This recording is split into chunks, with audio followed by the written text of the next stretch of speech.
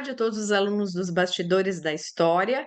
Na nossa aula de hoje, nós vamos continuar o capítulo da família Colonna, do livro As Famílias que Construíram Roma. Nós vamos começar a ver algumas obras que eles fizeram em Roma.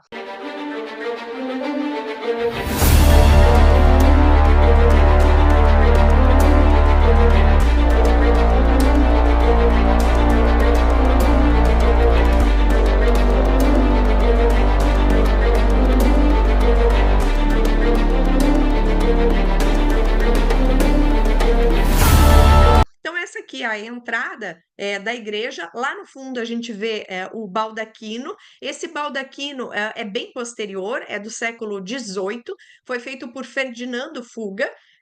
E, infelizmente, ele tapou, de alguma forma, o que vai ser o nosso tema ali dos mosaicos da ábside, que antes, quando a gente entrava na igreja, a gente tinha essa sensação aqui maravilhosa dos mosaicos. Entretanto, esses mosaicos da Basílica causam bastante admiração. O autor coloca ali um texto dizendo que o mosaico enche a edificação com um solene esplendor dourado que é mais do que terreno. E realmente é uma igreja belíssima que traz esses mosaicos que começam desde lá do século V e vão até aí o século XIII para frente. Eh, Nós tínhamos, na primeira basílica do século V, uma ábside decorada, provavelmente com esse tema, em honra a Maria. Mas lá no século XIII, o Papa Nicolau IV decide ampliar a ábside, fazer maior essa parte aqui, que vai atrás do altar-mor, essa parte mais curva, que a gente chama de ábside, e criar uma nova decoração. O Papa Nicolau IV era aliado à família Colonna e também era franciscano. Aliás, ele é o primeiro Papa franciscano. Isso criou uma aliança muito grande aqui entre o papado e a família Colonna nesse momento. Alguns dizem que o Papa Nicolau era até bastante subordinado à família Colonna, que fazia tudo que eles queriam, mas de qualquer forma existia uma coisas em comum da família Colonna com o Papa Nicolau IV, justamente ligados a São Francisco. Nós vimos na aula passada que a família Colonna era muito devota a São Francisco de Assis. Então, nasce essa ideia aqui de fazer a decoração, uma nova decoração para a área da ábside da Basílica, fazendo uma obra ainda maior, uma ábside ainda maior do que era antes. E quem é que vai patrocinar essa obra?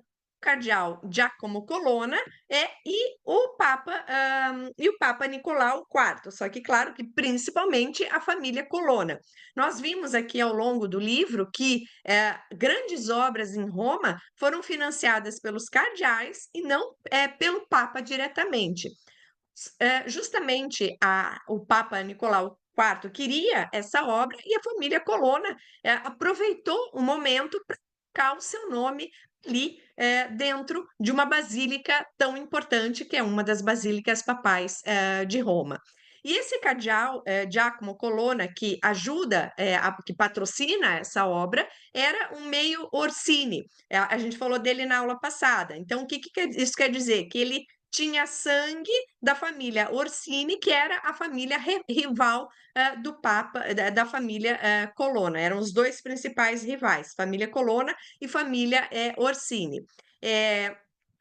O Giacomo Colonna virou cardeal pelas mãos do Papa Nicolau III Orsini, que era parente seu, e que provavelmente conheceu pessoalmente São Francisco quando ele ainda era muito jovem, cerca de 8, 10 anos de idade. Tá? Mostrando mais uma vez a relação aqui forte que nós temos com São Francisco nesse momento aqui do século XIII, século XIV, que foi um momento que São Francisco entrou com tudo aqui, a ordem franciscana ganhou bastante visibilidade. o mosaico da ábside foi realizado por Jacopo Torriti, que foi um grande artista da escola romana medieval.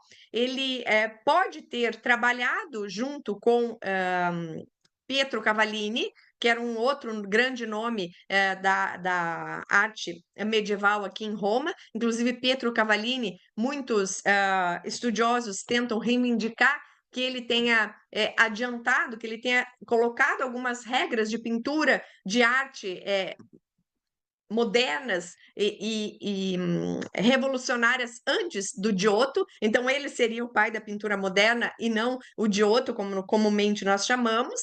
Mas o Jacopo Torriti é contemporâneo aqui ao Pietro Cavallini, podendo ser ou o rival ou até mesmo um que estudou com o Pietro Cavallini.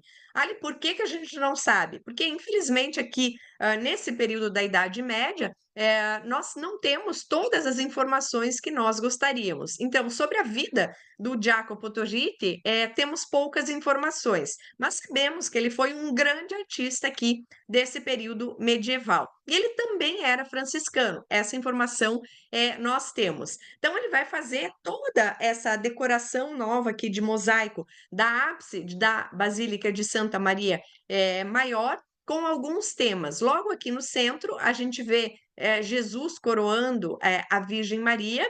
Depois nós temos na parte de baixo aqui histórias da vida da Virgem Maria.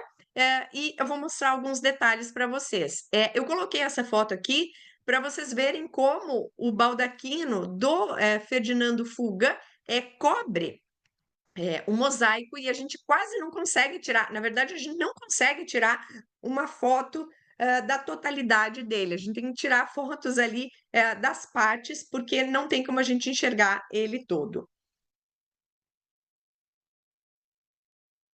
Esse mosaico, então, foi finalizado em 1295, 3 anos depois da morte do Papa Nicolau IV, mas antes que o Bonifácio VIII ganhasse poder definitivamente. O Bonifácio VIII é aquele Papa que vai assumir no final de 1294, depois que o Papa Celestino vai renunciar e com a ajuda aqui do Papa Bonifácio VIII. E o Papa Bonifácio, nós vimos na aula passada, que teve muitos atritos com a família Colonna. Então, é possível que, se esse mosaico não tivesse sido finalizado, que o Papa Bonifácio tivesse atrapalhado de alguma forma.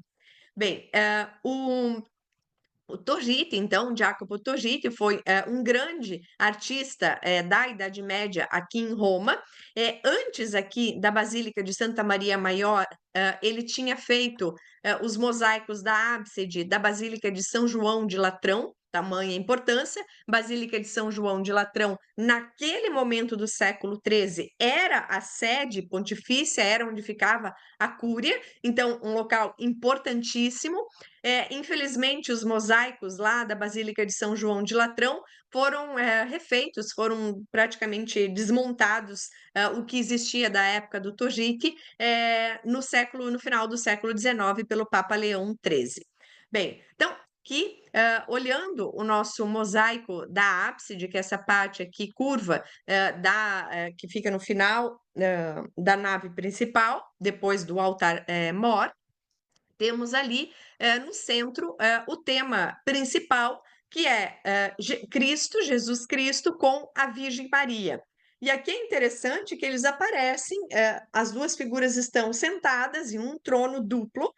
Jesus está coroando Maria, trazendo essa ideia que ela era mãe do Filho de Deus, então ela era a mãe divina, né? Então ela está ali, ela sendo coroada, e a posição deles, a majestosidade deles, nos lembra a imagem de uma imperatriz e um imperador bizantino. Os mosaicos têm características bizantinas, com essas pequenas peças aqui, com várias cores e com o fundo dourado. Aqui a gente tem bastante dourado, que dão essa característica de quando entra na igreja, do brilho que foi comentado pelo autor. Então, aqui, Maria e Jesus, Ao redor deles, a gente tem um círculo, que é como se fosse uma auréola. Essa auréola representaria o paraíso. E dentro dessa auréola, a gente tem um fundo ali feito de lápis lazuli, com várias estrelas, como se fosse o céu. Então, aqui está mostrando Jesus e Maria no céu, com Jesus coroando Maria. Um detalhe interessante que a gente vê na parte de baixo, que eles representam a Lua e o Sol aqui embaixo. Então, do lado esquerdo a gente tem a Lua e do lado direito a gente tem o Sol, mostrando que isso de fato era o céu. Depois, nas duas extremidades, e dando uma composição muito bonita aqui para o mosaico, a gente vê duas árvores da vida, que nascem aqui nesses cantos. Aqui embaixo são os 4 rios, elas nascem aqui nesses cantos, formando a árvore da vida, uma de cada lado. O que eu não falei aqui ainda? Bom, as raízes estão aqui, e aqui embaixo a gente já vai ver o que tem. Depois, nas duas extremidades, então nesse canto e nesse canto, a gente vai ter a figura do Papa Nicolau IV e do cardeal Colonna. Então, aqui do lado direito, a gente vê, para quem está olhando a ábside, a gente vê o cardeal Giacomo Colonna, que foi o que estava patrocinando, com as vestes de bispo. E do outro lado, a gente vai ver o Papa Nicolau IV com São Pedro, São Paulo e São Francisco. Então, São Francisco aparece aqui, não no centro da obra, mas aparece com os dois apóstolos importantes, os padroeiros de Roma, São Pedro e São Paulo. E aqui embaixo a gente vê um nomezinho deles aqui, Papa Nicolau IV, aqui São Pedro, aqui São Paulo e aqui São Francisco. Um detalhe interessante é que nessa tipologia de arte medieval, a gente tem uma hierarquia dos personagens. Como assim?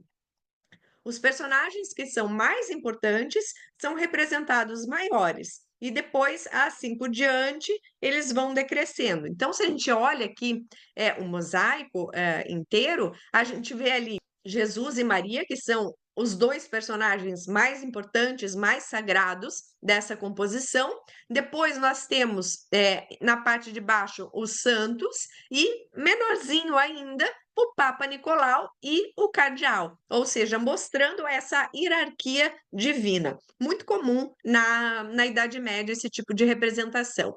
Aqui a gente consegue ver o detalhe também da árvore da vida, que é enraizada aqui, que nasce do rio aqui embaixo, né, dos 4 rios, e o rio aqui é todo decorado com animais, com peixes, com patinhos, todo decorado aqui com animais. É um mosaico extremamente bonito. Um outro detalhe para os anjos que ficam ao redor aqui de Jesus e Maria, que são anjos com as asas coloridas. Esse tipo de representação aqui é bastante comum na arte romana, e vejam a qualidade desse tipo de representação, que dá uma sensação de profundidade, uma sensação de movimento, aqui com a diferença das cores das asas. Não é um mosaico chapado que não tem movimentação.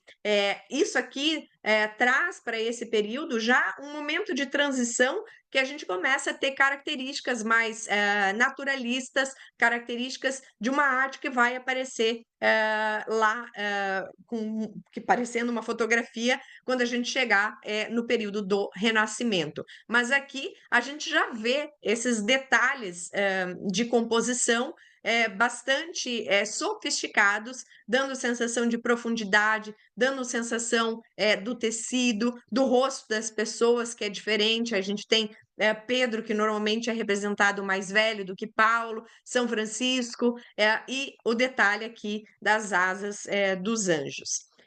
Depois, na parte inferior do mosaico, que é essa parte de baixo aqui, a gente vai ter cenas que contam histórias da vida da Virgem Maria. a Anunciação, a Natividade, a oferenda dos três reis magos, a apresentação no templo e a parte central, que é a mais importante aqui, porque seria a elevação de Maria ao céu, que é a morte da Virgem, que na verdade não era chamada de morte, mas era chamada de dormitio virgens. Quer dizer o quê? Que ela está dormindo, ela não está morta, ela está ali deitada para passar para uma nova vida. Então, Jesus está segurando aqui a alma de Maria. Então, o que ele está segurando ali no colo, que parece que ele está com um bebê, como se fosse um bebezinho, é a alma de Maria, para mostrar esse ciclo da vida aqui, do nascimento, da morte e da ressurreição, que como aconteceu com Jesus, e ela estaria sendo recebida no céu, então, por Jesus. É uma composição muito bonita e extremamente sofisticada aqui para esse período. Então, desejo uma ótima semana para vocês e a gente se vê na próxima aula. Beijo!